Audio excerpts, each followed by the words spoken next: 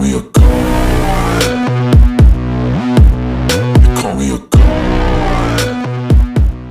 What's up mga ka-Exorize? This is Papa Sep TV and for today's video, ang pag-uusapan natin is kung paano magbayad kay Last Pay Later gamit si Maya Box. Siyempre, bago natin umpisahan, intro muna tayo para mukhang pro.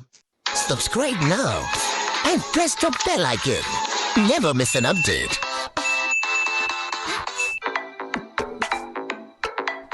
So, yun nga guys, siyempre, i-click natin dyan si Lazada app. So, click lang natin si Lazada app guys.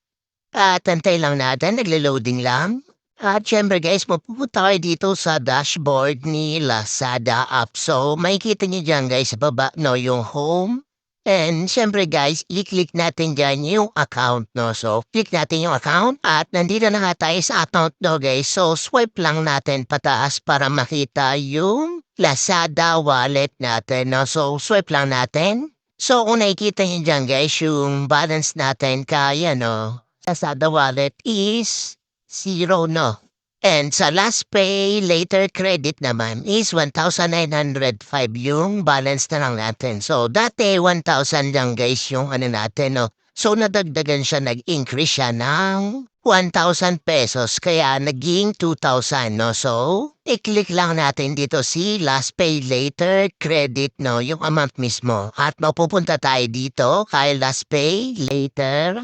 At makikita nyo dyan, guys, no? Yung use credit natin is 95 pesos. So, yun yung babayaran natin ngayon, 95 pesos.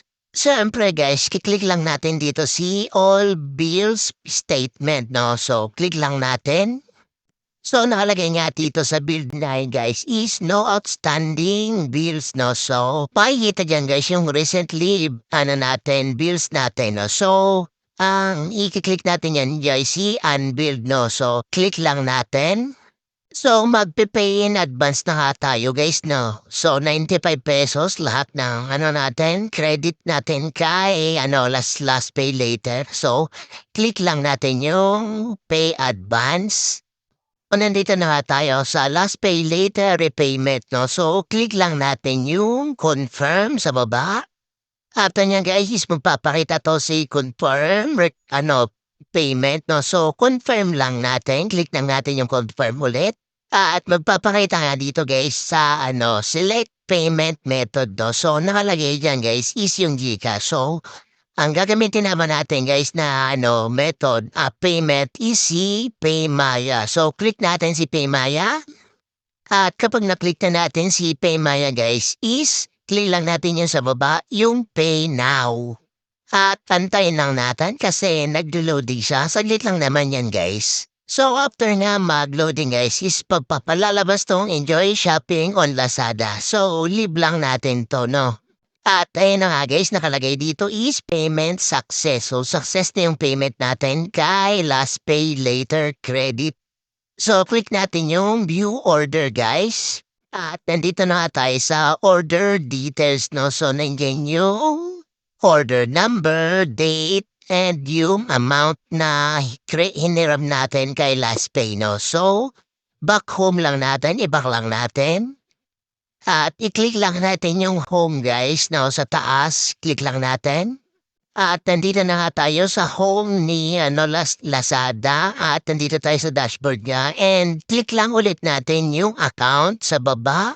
At kung nakikita nyo guys dito sa may Lazada wallet natin, yung Last Pay Later is naging 2,000 pesos na siya, no? Kasi nagbayad na tayo gamit si PayMaya, no? So, bayad na tayo. So, para sigurado guys is i-click ulit natin tong Last Pay Later. Yan, click lang natin.